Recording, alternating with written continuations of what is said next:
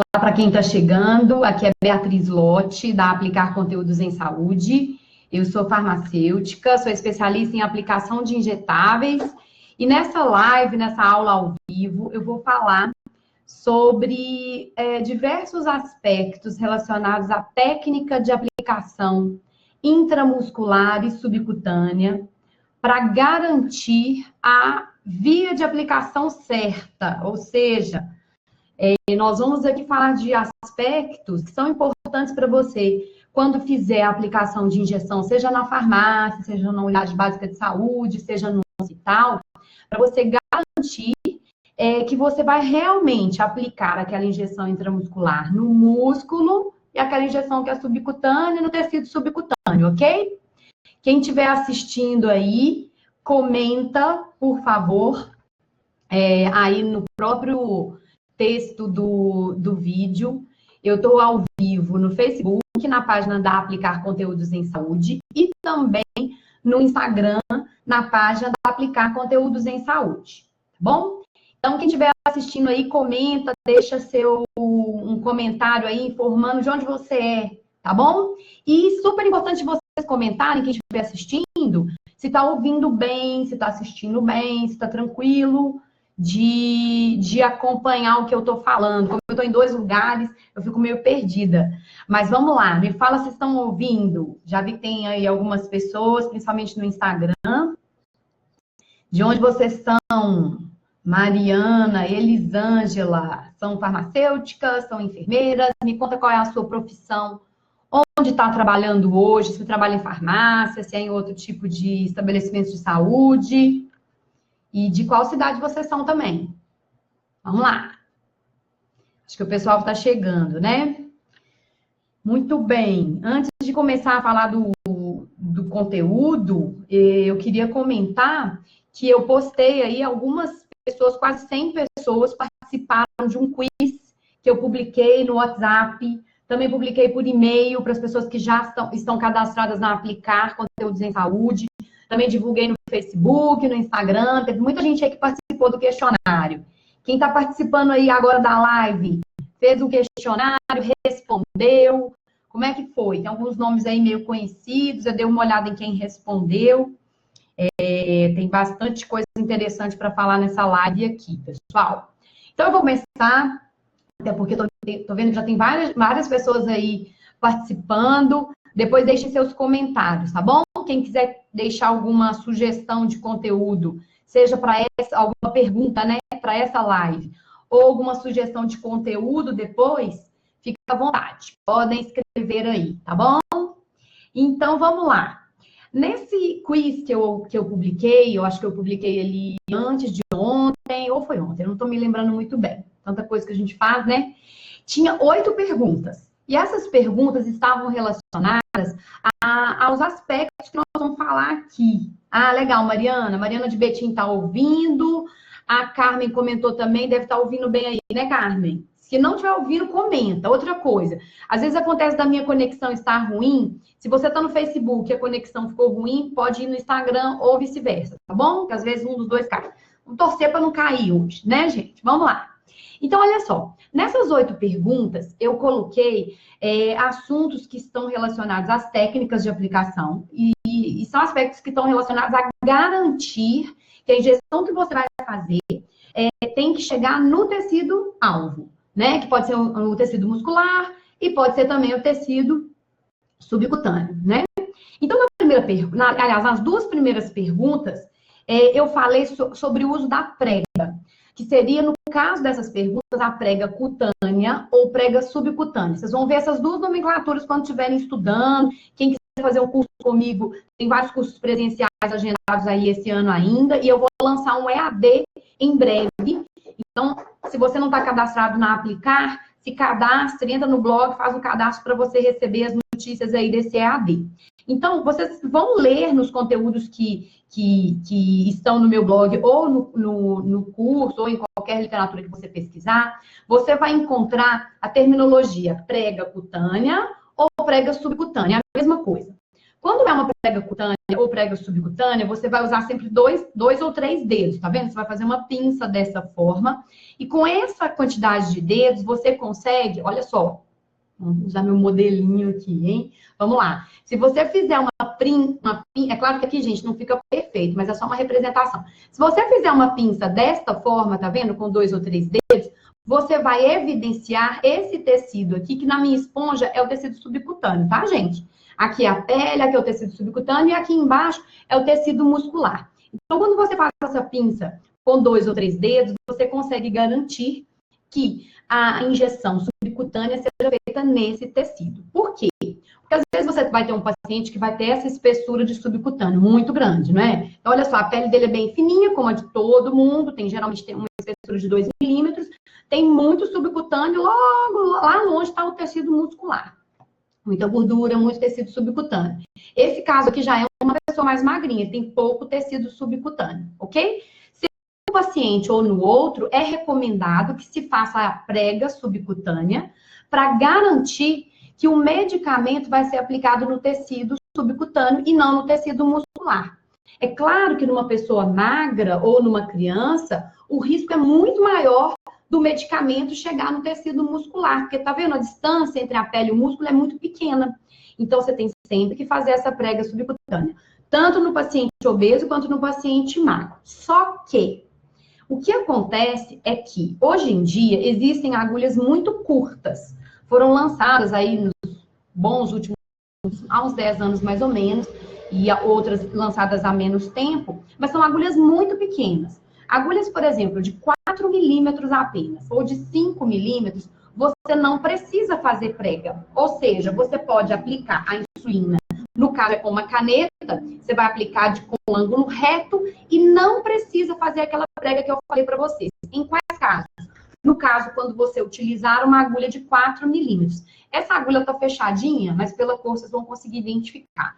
Ela é uma agulha de 4 milímetros apenas. Quando a agulha tem apenas 4 milímetros ou 5 milímetros, você não precisa fazer a prega subcutânea. Ela é tão pequena que não vai chegar no tecido muscular. Então, eu consigo garantir uma injeção no subcutâneo com uma agulha de 4 ou de 5 sem fazer prega subcutânea.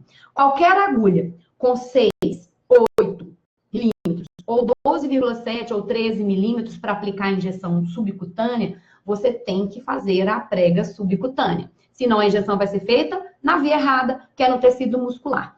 Como o tecido muscular ele é mais vascularizado, ele tem mais vasos sanguíneos, né? O que vai acontecer? Esse medicamento vai ser absorvido mais rápido, né?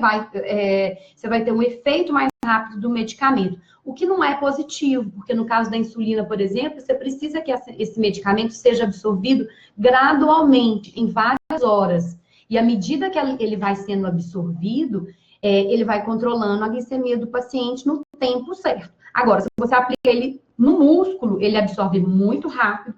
E o paciente que usa insulina, nesse exemplo que eu citei, ele vai ter uma hipoglicemia e depois ele pode ter uma hiperglicemia, porque vai faltar insulina no restante do tempo. A Roseli tá me chamando de tia Bia, então é porque ela já fez curso comigo. Eu sei quem que é Roseli.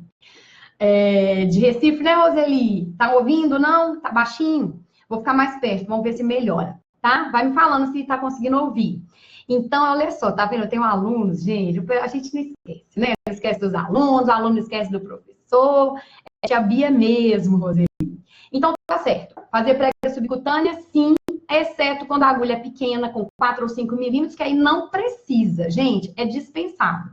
Mas às vezes acontece da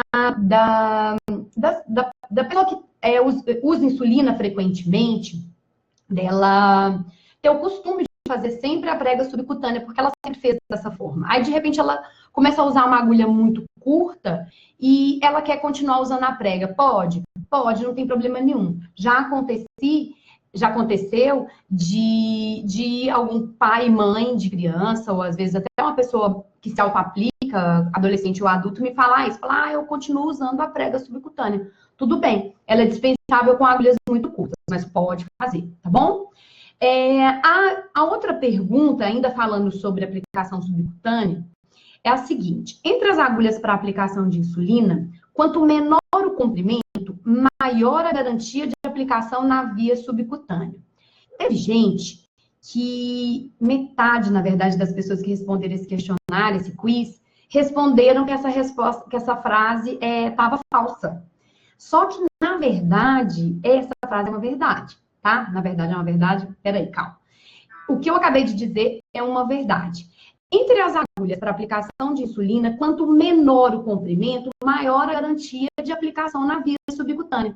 O fato dela ser uma agulha bem curta, quando 4 ou como 5 milímetros, já vai garantir a aplicação no tecido subcutâneo. Inclusive, pessoal, para pacientes obesos, que seria o caso desse exemplo meu aqui, tá ok? Então, por exemplo, essa pessoa aqui seria uma pessoa que está acima do peso, não é mesmo, gente? Então, tem muito tecido subcutâneo, e aí, essa pessoa, mesmo nela, eu posso usar as agulhas mais curtas, tá certo?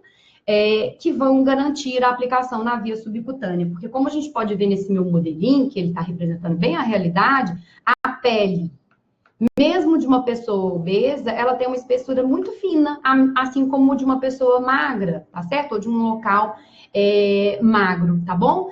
Ou de um local com pouco subcutâneo. Então, a pele é bem fina, tem 2 milímetros, e o tecido subcutâneo pode ser bem espesso ou não, que é o que varia entre uma pessoa e o outro, um local e o outro.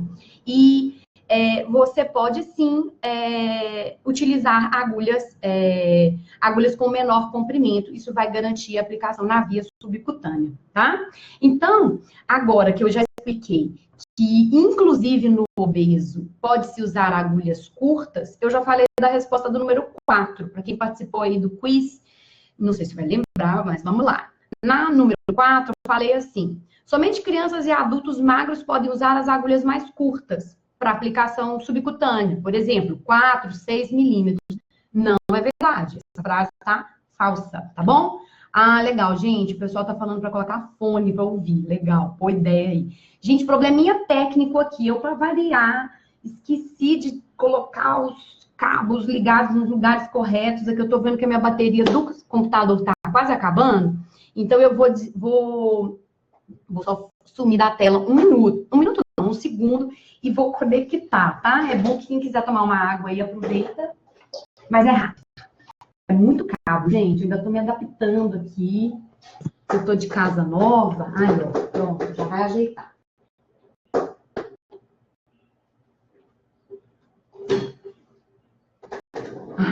Pronto. Resolvido. Então, muito bem. Deixa eu ver os comentários aqui.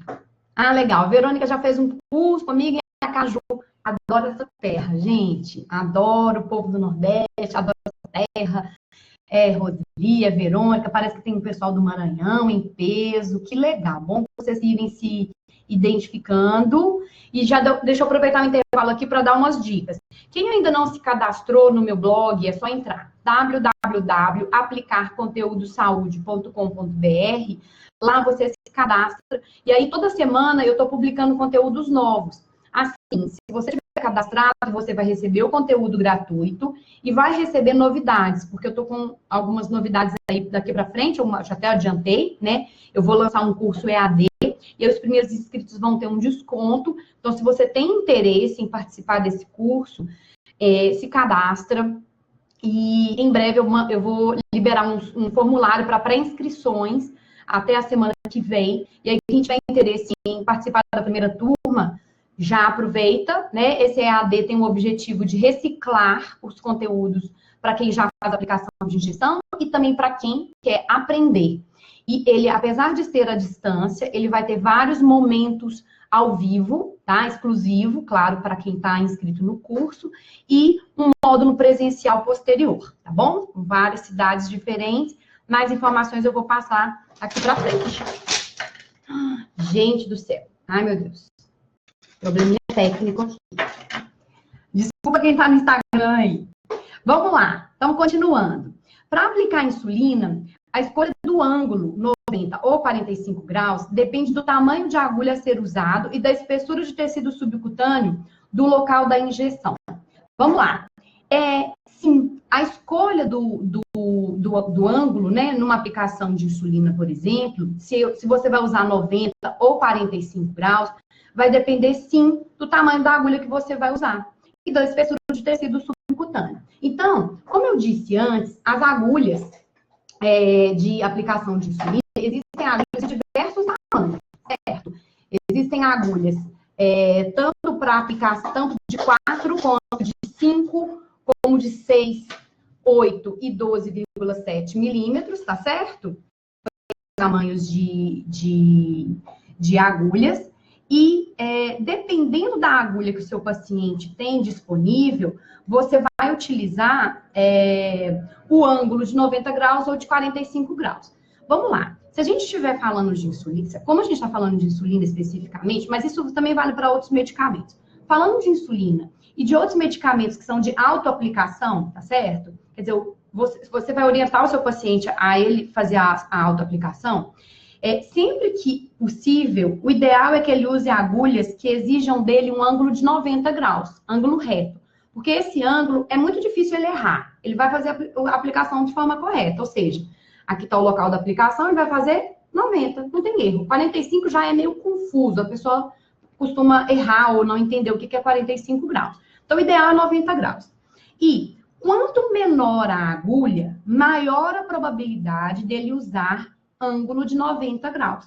Então, por exemplo, com a agulha de 4, com a agulha de 5 milímetros, o ângulo é de 90 graus. Então, essa agulha vai atravessar a pele, vai atingir o tecido subcutâneo, e aí, então, esse ângulo vai estar perfeito. Agora, quanto maior o risco desse medicamento, que é subcutâneo, dele chegar no tecido muscular, ou seja, em pacientes magros, em lugares do corpo muito magros, ou seja, com pouco tecido subcutâneo, quanto mais isso acontece, né, maior a chance da insulina ou do medicamento subcutâneo atingir o tecido muscular, não é verdade? Então, o que deve ser feito? Uma prega subcutânea, como a gente já tinha visto antes, e ainda por cima, um ângulo de 45 graus. Para vocês terem uma ideia, toda vez que for fazer uma aplicação subcutânea e a agulha usada é de 13 ou 12,7 milímetros, que nas farmácias em geral não se encontra mais esse tamanho, mas em prefeitura encontra, em hospital encontra, né, milímetros, você deve fazer deve fazer prega subcutânea com 2 dedos, com 2 a 3 dedos, e ângulo de 45 graus sempre, mesmo em pacientes obesos. Por quê? Mesmo neles, dependendo da região do corpo, se for uma região mais magra como o braço ou coxa, há o risco do medicamento atingir o tecido muscular. Então, o que a gente deve fazer? Idealmente, se você vai dispensar e você tem todas as opções de agulha, dispense, venda para o paciente as agulhas mais curtas. Além disso, recomende, se isso não é possível, principalmente, além disso, recomende a prega subcutânea, com 2 a 3 dedos, e o ângulo de 45 graus, se a injeção, se mesmo assim houver o risco de ângulo de 45 graus, tá bom? Sobre esse assunto, se você quiser mais detalhes sobre esse assunto, aliás, sobre todos os assuntos que eu vou falar aqui hoje, amanhã eu vou ter uma publicação em texto no meu blog sobre esses assuntos. Assim você pode pegar o texto, dar uma relida, dar uma revisada, e eu vou colocar também umas referências para vocês poderem se aprofundar, tá bom? Próxima pergunta. O ângulo de 90 graus é indicado na maioria das aplicações na via intramuscular. É verdade. A maioria, inclusive, que respondeu esse questionário falou sim, o ângulo de 90 graus é indicado na maioria. É mesmo indicado. Se você, numa injeção intramuscular, estiver usando a agulha adequada, que é de 25 ou 30 milímetros, para aquela região do corpo, né? E você esticar a pele, apenas esticar a pele, tá certo? Não precisa fazer prega. E utilizar um ângulo de 90 graus, você vai atingir o tecido muscular. Quando é que você vai precisar de fazer um ângulo de 45 graus? Quando a pessoa tem pouquíssimo tecido subcutâneo, ou ela é magra no geral. Muitas vezes é uma pessoa acamada, tem alguma patologia, né, crônica, uma doença crônica, acamada, já com algum tipo de demência, por exemplo, né, perde a massa muscular, ou idoso, ou no caso de crianças também. Aí você deve fazer uma pinça, né, uma prega muscular, e fazer um ângulo de 45 graus. Mas, no geral, a intramuscular, como é que se faz? Estica a pele e faz um ângulo de 90 graus e a agulha vai atingir o tecido muscular, ok? Tô vendo outras pessoas entrando aí. Fabiana também já fez curso comigo, né, Fabiana? E tá aqui para se atualizar. Muito bom, legal demais. Vamos ver a próxima pergunta. Não é necessário o uso de prega muscular para fazer injeção intramuscular na região glútea.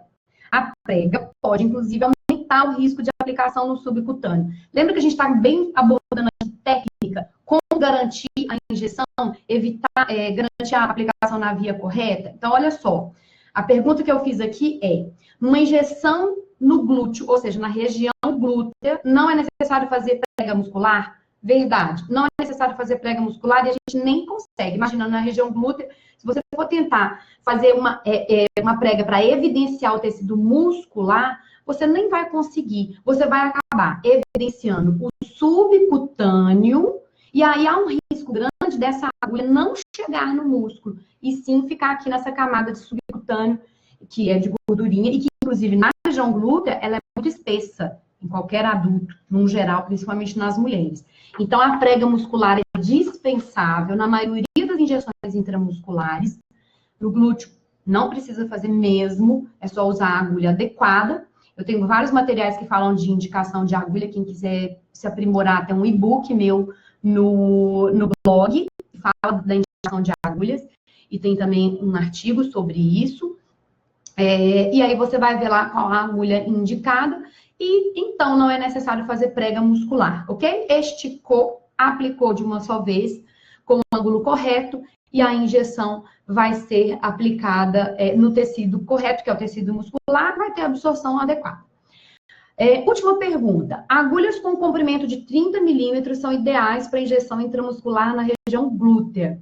Teve uma boa parte, acho que 40%, se eu não estou enganada pela minha anotação aqui, pelo menos a última vez que eu vi, né, dos preenchimentos do questionário, 40 pessoas colocaram essa pergunta como falsa. O que significa que, provavelmente, se essa pessoa aplica a injeção e está fazendo aí injeção no glúteo, muitas vezes as intramusculares devem ser feitas na região glútea mesmo, que é o caso do anticoncepcional, talvez essas pessoas estejam usando uma agulha menor que 30 milímetros, que é a de 25, que é muito comum, né? Que é 0,7 por 25. Essa agulha, ela não é indicada para aplicar no tecido, na injeção intramuscular. Você deve usar uma agulha de 30 milímetros para ter certeza, para ter garantia de que esse medicamento vai chegar no músculo quando fizer uma injeção na região glútea, ok?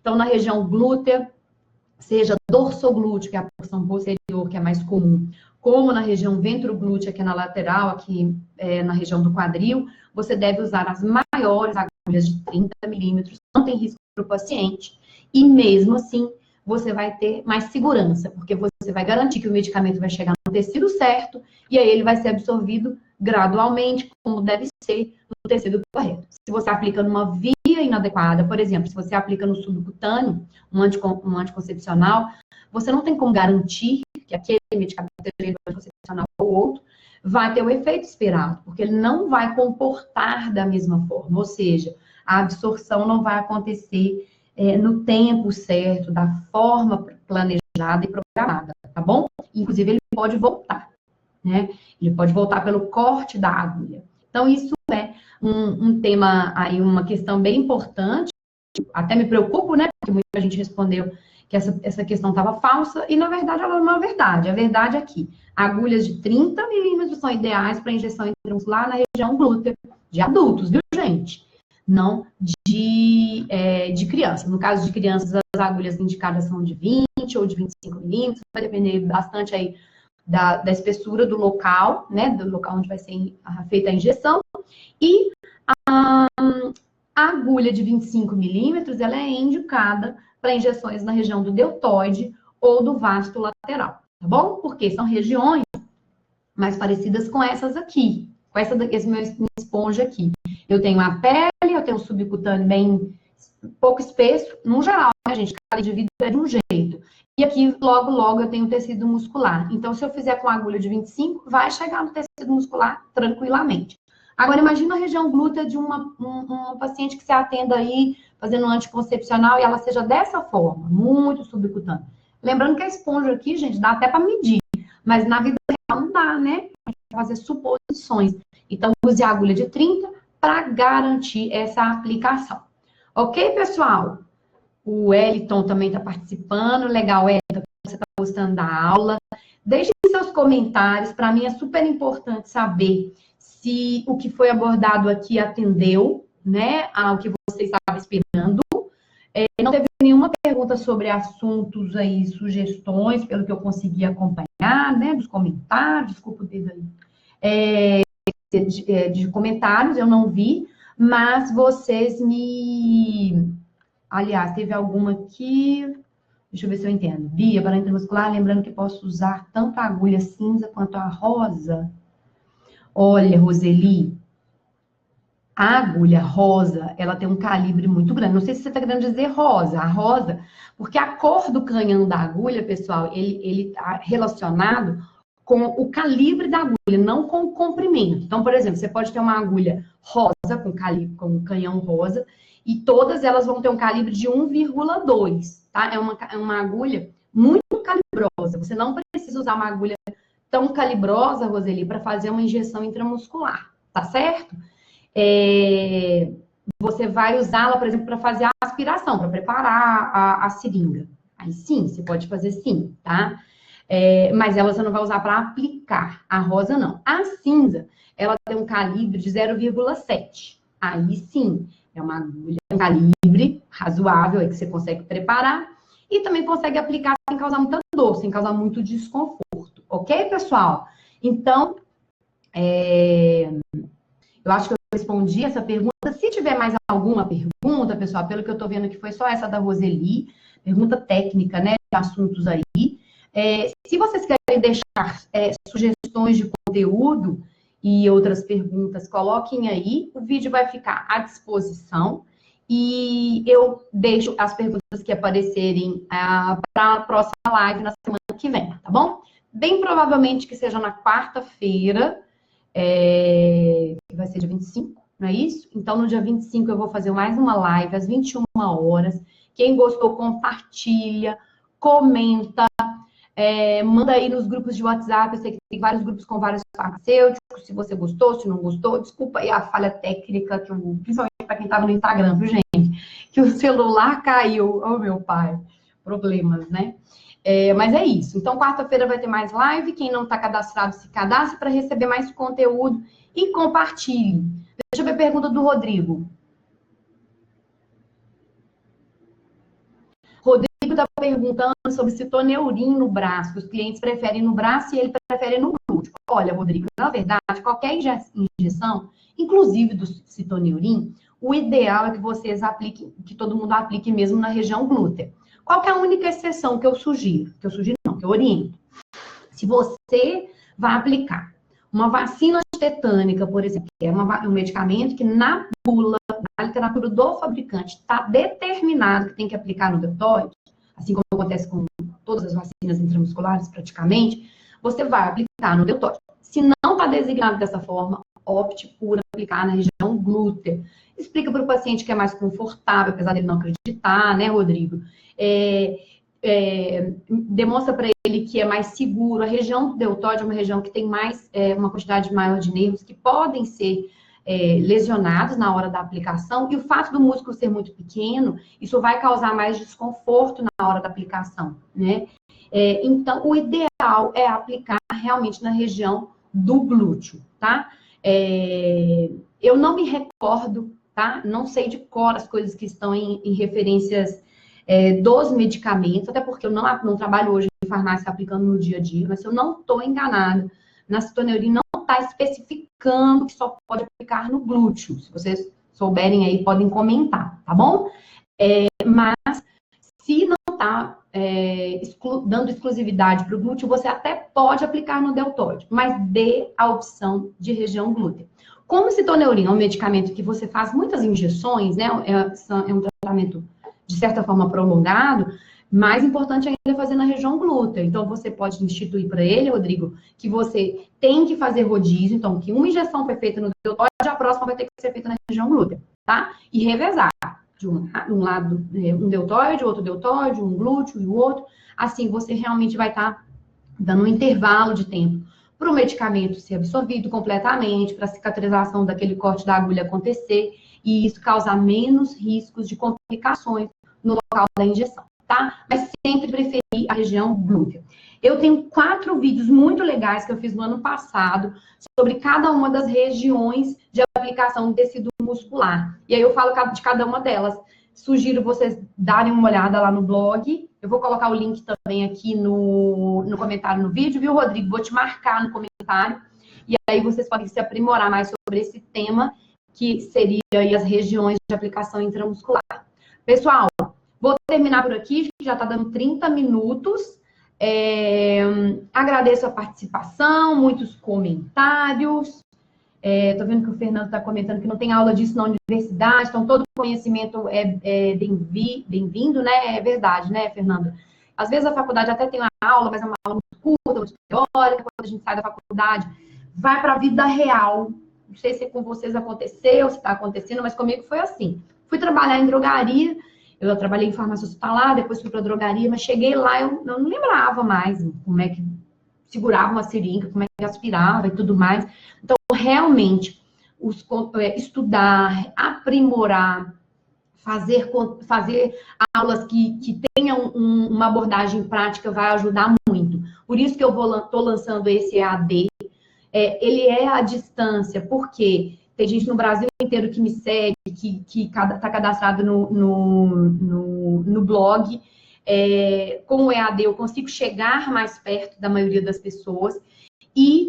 Só que eu já adianto para vocês, ele não é totalmente virtual, não é aquela aula gravada. Claro, na aula gravada tem apostila para fazer download e tem uma interatividade através de chat e 1 hora ao vivo comigo toda semana. O grupo inteiro da turma vai estar comigo, onde eu vou fazer demonstrações práticas, sem tanta bagunça, igual foi hoje, que o celular caiu, enfim. Eu vou estar mais bem preparada para isso. Tá bom, pessoal? Então é isso. Agradeço aí a participação. Se cadastre no blog, porque as novidades aí relacionadas ao EAD serão divulgadas daqui a mais ou menos 5 dias, ok? E aí, quem tiver já inscrito, já cadastrado e fizer a pré-inscrição, vai ter acesso a um desconto aí só para os primeiros, ok? Então, pessoal, obrigada mais uma vez. Um grande abraço. Quem está chegando e não conseguiu assistir, né? Obviamente, não conseguiu assistir o início. Ou se você quer indicar a aula para outras pessoas, essa aula vai estar disponibilizada no Facebook, ok? Grande abraço, bom descanso para quem está indo dormir, já está tarde. E bom trabalho para quem ainda está na farmácia. Um beijo, tchau, tchau.